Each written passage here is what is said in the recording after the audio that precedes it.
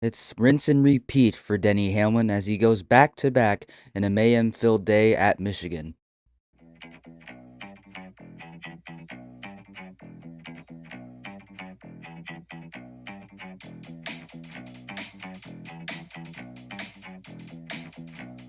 And welcome back to another episode of Talkin NASCAR. I am your host, Andrew. Hope you're all having a great weekend. Got a lot to get to today as we cover the Firekeepers Casino 400 from Michigan International Speedway in Brooklyn, Michigan. Lots of carnage in today's race. We'll get to that and so much more. But first, we have to talk about today's race winner, Denny Hamlin. But before we get to what Hamlin did on track today, let me just remind you what he did last weekend in Nashville under the lights. Denny Hamlin starts from the pole, jumps the initial restart, has to make a pass-through penalty for jumping the restart, and has to go to the back of the field, is just barely able to hang on to the lead lap, and he's basically just at the back of the field for the beginning of this race, has little to no chance of scoring any points in the first two stages. It would be a long night for Denny Hamlin. He'd have to grind his way back forward and play a war of attrition pretty much, and maybe get back up to the front to maybe have a chance to battle for the lead. And that's what Denny Hamlin did. He worked throughout that entire rest of the race in Nashville last weekend, and by the end of it was restarting with his teammates of Christopher Bell and Chase Briscoe, both of which are fighting for their first wins of the season. Meanwhile, Denny Hamlin already has a win on the season. And after a very intense battle with his teammates, Denny Hamlin was the guy that came out on top amongst those three JGR cars for an incredible come from behind victory after starting on the pole, then having to go all the way to the rear of the field, then making a long and arduous charge back up to the front of the field to win against his winless teammates who are both very, very hungry for a win. And today, it was basically the same thing. Denny Hamlin qualified on the pole yesterday, on Saturday, for today's race. However, had to be sent to the rear because he made an unapproved adjustment prior to the race, I believe, to repair some damage after practice. So, him and several other teams, I think William Byron was one of them. Chase Briscoe was another one of them. I think Christopher Bell, another JGR car, was sent to the rear as well. So a lot of cars were sent to the rear, Denny Hamlin being one of them, the pole sitter. So already Hamlin is at a disadvantage for this race. And we really didn't see much of Denny Hamlin for the first two stages.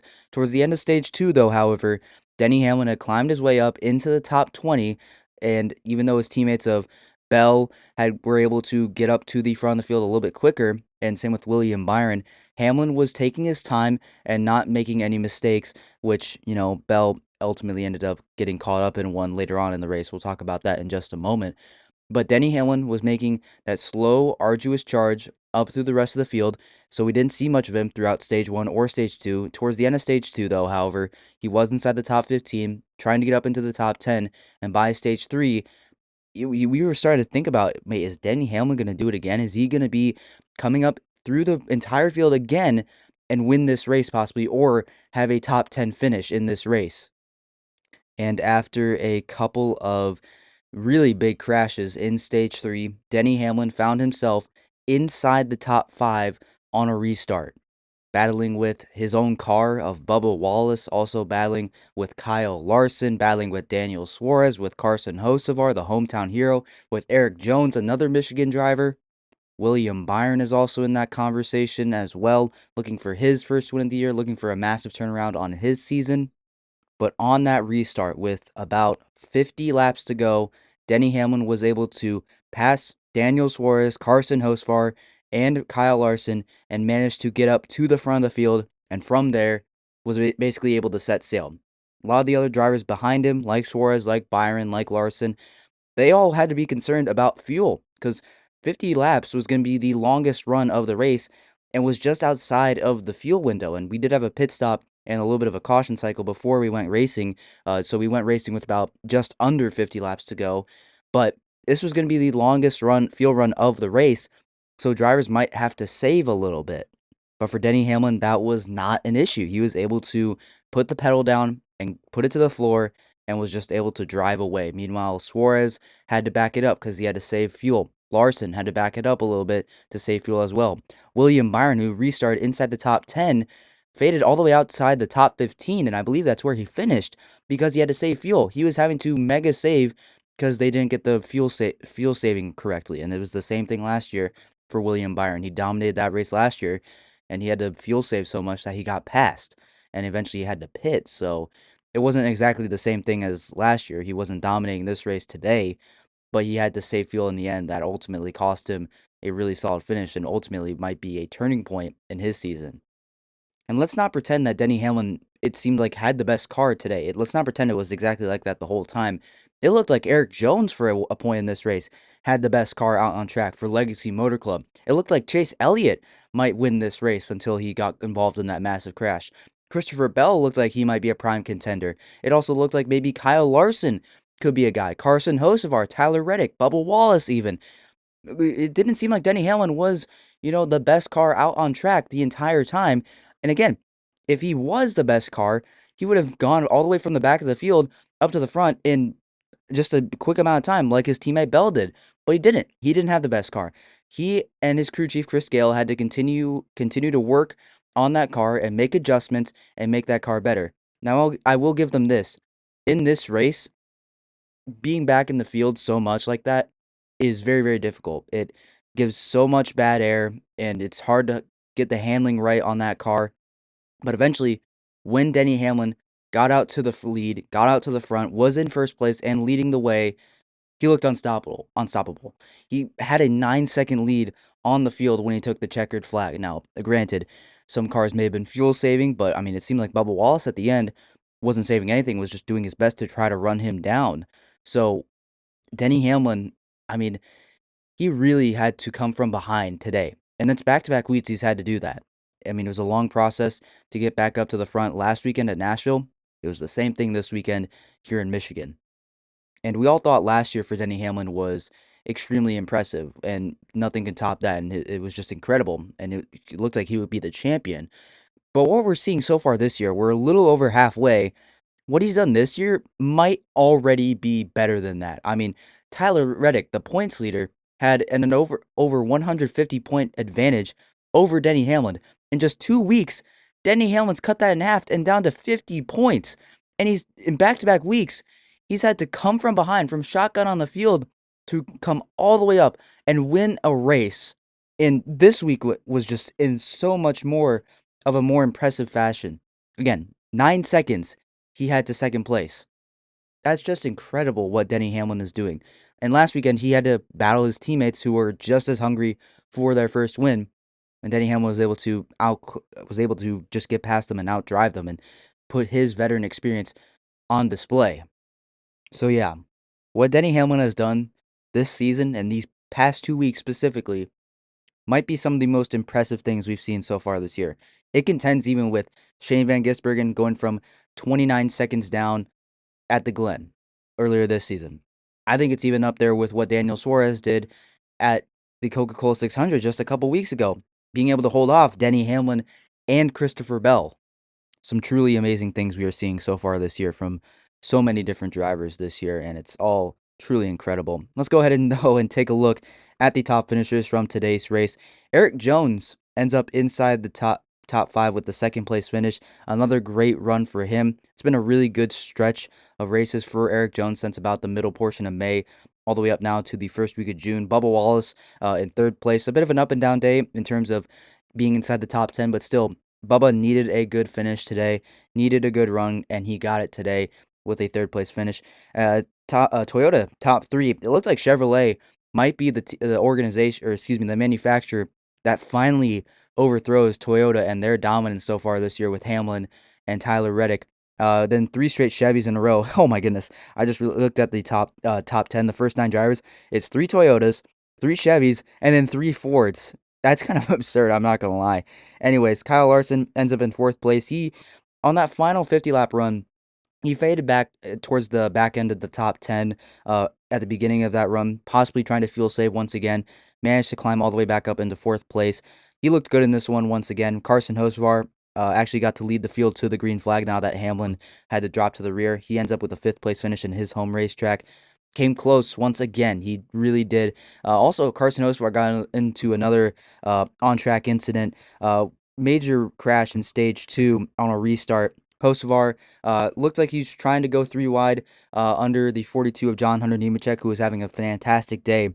Nemechek ends up in 14th with a damaged race car, but Hocevar looked like he was trying to cut under the 42 of Nemechek to go 3 wide. There was a checkup on that bottom lane with Larson leading the way with his teammate of Elliott, caused Hocevar to get into the rear of John Hunter Nemechek, sent him up the racetrack, collected Ty Gibbs, who ended up finishing wrecking out of this race. Tyler Reddick got massive damage. Austin Dillon got collected. Denny Hamlin got a little bit of damage, I believe, as well. He got spun around in that one.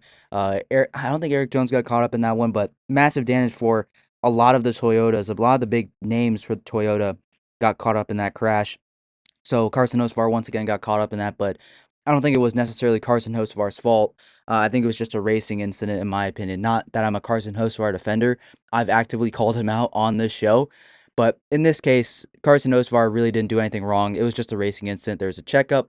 Hocevar tried to make a move to the inside, being aggressive like Carson Hocevar, and he caused a wreck. So, and it's not really like Carson Hocevar intentionally wrecked John Hunter Nemechek like he did to Ricky Stenhouse Jr. at Nashville last year. So, in my opinion, Hocevar isn't really in the wrong. I mean, he is, but it's not like he did it intentionally. So I will defend Hocevar in saying that it wasn't exactly entirely his own doing that he, wrecked John Hunter Nemechek and caused a big wreck. But anyways, Daniel Suarez ends up with another top 10. Really good race for Suarez. Again, similar to Eric Jones, since the middle of May up to now, Daniel Suarez has been having some really solid speed. Obviously got that win at the 600 at Charlotte a couple weeks ago. So really good day for Daniel Suarez. Joey Logano and Ryan Blaney, 2 Penske cars inside the top 10 with Austin Cindric, the other Penske car in 11th. Joey Logano on the chase bubble right now. I believe he's the first driver out in points right now behind his teammate of Cindric. So Joey Logano needs all the good finishes he can get. He's finally starting to hit a bit of a good productive state. It was a good race last weekend for him at Nashville, track that he won at previously. It was a good race for him this weekend as well in Michigan. Blaney, quiet day for Ryan Blaney overall, but still gets a top 10, just kind of grinded out a good finish. It's long run Ryan Blaney. A lot of short runs in this race. Wasn't really to his advantage, but still, Blaney ends up with the top 10. Chris Buescher needed to bounce back after Nashville last weekend. Was not a good one for him. Ends up with the top 10. Chase Briscoe started 5th in this race, but faded all the way back into the 30s. Did not look good. The balance of that car, he reported, was not very good, but he grind out a good finish. Gets a top 10. Again, he needs every point he can get right now. We'll check out the Chase standings in just a moment after the top finishers. And then if you look at through the rest of the top 15 and even the top 20, just a bunch of names that you don't see in the top 20 very much, just mostly because a lot of the big names did wreck out in this race, specifically in stage 2 and 3. But anyways, Cindric in 11th. Cole Custer started in 15th, ends up in 12th. Again, good finish for him. I believe this is their best finish on the year. And Cole Custer wasn't having a great day, faded back early. Did not look a good day going on, but still ends up with a 12th place finish. Riley Herbst in 13th, ended up in stage 1 inside the top 10 with his 2311 teammates of Bubba Wallace and Tyler Reddick. So Riley Herbst has been showing improvement. I've been saying it so far this year. If you check out my grades episode for the first half, I did say Riley Herbst has shown improvement from last year, and I think it's true on certain types of tracks. Road courses and short tracks, a little bit questionable, but definitely on the mile and a halves and these bigger ovals like Michigan. Riley Herbst has shown improvement, and I think he does deserve to be a leading candidate when it comes to taking a third Legacy Motor Club car. Not only because he brings sponsorship, but he's shown improvement in year 2. So I gotta give my credit. I gotta give credit to Riley Herbst and that team. John Hunter Nemechek, I already mentioned, finished in 14th. He had a damaged race car. It looks like his day was going to be kind of ruined. He was having a good day. Both him and Eric Jones were running inside the top 10. I personally, I like John Hunter Nemechek as a driver. I really am like rooting for him. 14th place finish for him with a damaged race car. Not bad whatsoever. And then Josh Berry in 15th, who has not had a good season so far this year. He, believe wrecked in qualifying or practice, didn't make a lap in qualifying. So he started last on the field and was able to work his way up into 15th. Chastain as well in 16th. Allmendinger as well. He had some pretty big damage from spinning out early on in stage 1. I believe he had multiple flat tires and still ends up in 17th. Just another race of attrition for him. William Byron, I already mentioned, finished outside the top 15. I don't know what happened to Byron at the end. He just fell off a cliff. So tough day for Byron. I thought this was going to be a race where he gets a top 10 and he might even sneak into my power rankings come tomorrow. But tough day for Byron. Alex Bowman, his teammate, in 19th, another grinded out finish for Bowman once again in this one. And then looking outside the top 20, some big names. Ty Gibbs in 25th got caught up in a crash early on in the race. It was on that restart crash with Hocevar. Managed to get the damage repaired, but still finished 13 laps down. Noah Gragson, I got to give credit to Noah Gragson, who finished in 27th. I know it's not a great finish, but where Noah Gragson was running this entire race was very, very impressive for him. I was saying that his first half of the season was another failure because it really was. It's not been a good first half for Noah Gragson and that Ford team. But Noah Gragson started in the mid 20s, worked his way up inside the top 15, and was just kind of hovering around there for all of stage one. Even looked like he may get some stage points in stage one. And in stage two was something similar. And in stage three, however, he got caught up in a crash off turn four when Michael McDowell gave a little bit of a nudge to Ricky Stenhouse Jr. and ended up collecting Noah, Ryan Priest, Shane Van Gisbergen. Michael McDowell, again, got caught up in that one. So I got to give props to Noah Gragson, a guy that I've criticized a little bit as of late. But again, I'm still a fan of Noah Gragson. I love his personality. I find it so funny what Noah does on a week-to-week basis, at least on social media. So anyways, Noah Gragson in 27th. Ryan Priest ends up in 28th. Not been a good stretch of races for Ryan Priest. He is really needing every point he can get right now, but he has not been finding much success as of late. So tough day for Priest. He's ends up outside the top 25, I believe in 20 something. 27th, I'm pretty sure, as well. And then some big names outside the top 30. Christopher Bell, Chase Elliott, both got caught up in a massive, massive impact in stage three. Actually brought out a red flag. They were battling up front. Bell in second, Elliott in third. They were trying to run down, I believe it was Denny Hamlin in first place. I believe they were trying to run him down. Maybe it was Hocevar. I can't exactly remember. But anyways, Elliott tried to send it in deep under Christopher Bell. They were side by side through turns three, heading into turn four. Elliott gets a little loose under Bell. Looks like he's going to spin out, overcorrects up into Christopher Bell, and they hit the wall extremely hard. A massive impact for both Bell and Elliott. Christopher Bell, it looked like, did take the worst of it because he got sent up the racetrack first. It was a really bad angle, actually damaged the wall. They had to red flag the race and just to repair the wall and the safer barrier. But a testament to NASCAR and the safer barrier and just how much and how far it's come. And because otherwise, that crash is terrible for Christopher Bell. I looked at the in-car camera and it was destroyed. It was so bad. Even Christopher Bell's right side window came out of the car and flew back down the racetrack and actually hit Kyle Larson's car, damaged the I believe it. I don't think it's the little antenna on top of his car that transmits in-car radio and video to NASCAR.com. So that was just how big of an impact it was. Yeah, debris was literally flying down the racetrack. Bell was leaking oil. His fuel tank caught on fire. That's the second time we've seen a fuel tank catch on fire in what, a couple weeks. We saw it at Dover with Priest. Now we're seeing it with Bell at Michigan today. So massive, massive impact. Glad to see Bell and Elliott were okay.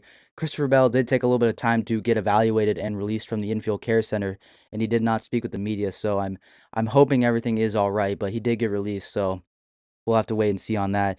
And then Chase Elliott, he was having a great day. Was leading a bunch of laps. He was up front in the stages. I believe he didn't. Yeah, he won stage one, I believe, as well. So he was. No, excuse me. He wasn't. He didn't win stage one. Reddick won stage one. He won stage two, but then wrecked out in stage three. So Elliott, regardless, though, was having a great day. I thought Elliott was going to win this race once again. It was the day where Hamlin fumbles the bag. Elliott steps up and takes it away at the last second, but fortunately, that's not the case. Again, massive impact for him, but thankfully he was okay. He actually went over to Christopher Bell and kind of talked to him after that wreck, and they both climbed out of their race cars, and they both seemed to be okay. So, good deal for both of them. Well, not good deal, but good deal after the fact of the crash for both of them. Zane Smith in 33rd was having a great day once again. Was up inside the top 10. I was thinking about my power rankings already during this race, and I was like, coming with rough drafts for my power rankings in this race. And Zane Smith was going to be my top 10 because Zane Smith has been having a great stretch of races as of late. The last two, both top 10s. It looks like he may get a top 10 here at Michigan and really is putting himself in the conversation for a chase spot. Fortunately, he had a left rear tire go down early on in this race in like stage two. I believe as well it was, and had a massive impact with the outside wall. His day was done, so tough day for Zane Smith. It was just a tough day for him. And then Brad Keselowski as well needs every point he can get. He's on the chase bubble as well. He had a similar tire issue in this one. He had multiple tire issues in this race. I believe it was a left rear tire went down early in the race and was able to continue on, but unfortunately later on, he, I believe, got turned by John Hunter Nemechek. Keselowski tried to go move down the racetrack, but unfortunately got spun around by Nemechek and hit the outside wall pretty hard. It was a pretty big impact for Keselowski, so tough day for him. And then Tyler Reddick in 35th, tough day for him as well. He was looking like he would be the race winner alongside Chase Elliott, but got caught up in that restart crash, and his day was done as well. Austin Dillon got some major damage in that crash too. And then Connor Zilic, his terrible rookie season just continues. I hate it for Connor Zilic. Wrecked out early in this race. He spun out twice and within the first 10 laps. The second one being terminal for him in this race. But man, gotta feel for Connor Zilic, a guy that's just trying to run all the laps and get as many under his belt as he can. But yeah, it's just been a rough season for Connor Zilic. There's a reason I gave him an F in my grades episode, which if you haven't checked out, I encourage you to go check it out. It'll be on the channel, or if you're listening on YouTube, or on the rest of the episode list if wherever you're listening. So, anyways, there's a look at your top finishers. Once again, congratulations to Denny Hamlin. Had a really cool post race celebration with the Kyle Busch flag. I wonder how long he's been waiting to bring that out.